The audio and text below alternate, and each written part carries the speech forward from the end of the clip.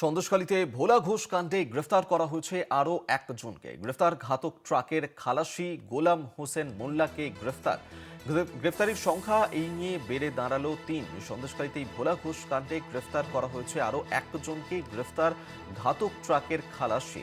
আমরা এই নিয়ে আরো বিস্তারিত জানবো। সঞ্জিত চক্রবর্তী আমাদের সঙ্গে টেলিফোনে রয়েছেন প্রতিনিধি। সঞ্জিত, কি খবর পাচ্ছ? সঞ্জিত, শোনা যাচ্ছে? হ্যালো। হ্যাঁ সঞ্জিত, শোনা যাচ্ছে আমার কথা? হ্যাঁ, শুনতে পাচ্ছি। সঞ্জিত, ভোলা ঘোষ কাণ্ডে সন্দেশখালীতে তাকে গ্রেফতার করা হয়েছে, আরো একজনকে কি জানতে পারছো যাকে গ্রেফতার করা হয়েছে তার সম্পর্কে? দেখো, গোলাম হোসেন মোল্লা ওই ঘাতক ট্রাকের চালক, যে আলিম মোল্লার পাশেই ছিল।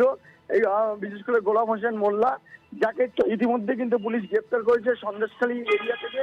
যেটা অভিযোগ যে গতকালকে তুমি জানো, উত্তম সর্দার এবং রুল কুদ্দুসকে শেখ করে যখন হেফাজতে নিয়ে এই গোলাম হোসেনের নাম পায় এবং তাকে ইতিমধ্যে গ্রেপ্তার করা হয়েছে। গ্রেপ্তার করে আজ বর্ষিয়ান মহকুমা আদালতে তোলা হবে এবং তাকে হেফাজতে নেবে বলে পুলিশ ইতিমধ্যে কিন্তু প্রেয়ার করেছে বর্ষিয়ান মহকুমা আদালতের বিচারকের কাছে। প্রশ্ন হচ্ছে, ইতিমধ্যে গ্রেপ্তারের সংখ্যা ৩ জন দাঁড়ালো।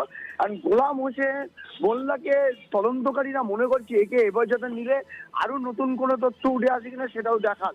কিন্তু যে মূল ৮ জনের যে অভিযোগ ছিল, মানে অভিযোগ করেছিল, তাতে কিন্তু গোলাম হোসেনের নাম ছিল না।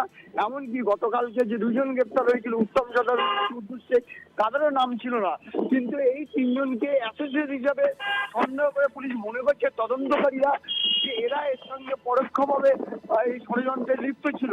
যার কারণে এই গোলাম হোসেনকে যখন হেফাজতে নেবে, হয়তো এই বিশেষ করে আলিম মোল্লাসহ আরো যাদের বিরুদ্ধে অভিযোগ, তাদের হয়তো তদন্তের ক্ষেত্রে অনেকটা এগিয়ে যাবে মনে করছে তদন্তকারীরা।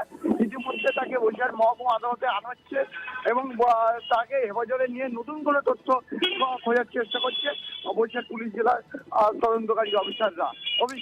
ধন্যবাদ সঞ্জিত। সঞ্জিত চক্রবর্তী টেলিফোনে ছিলেন প্রতিনিধি।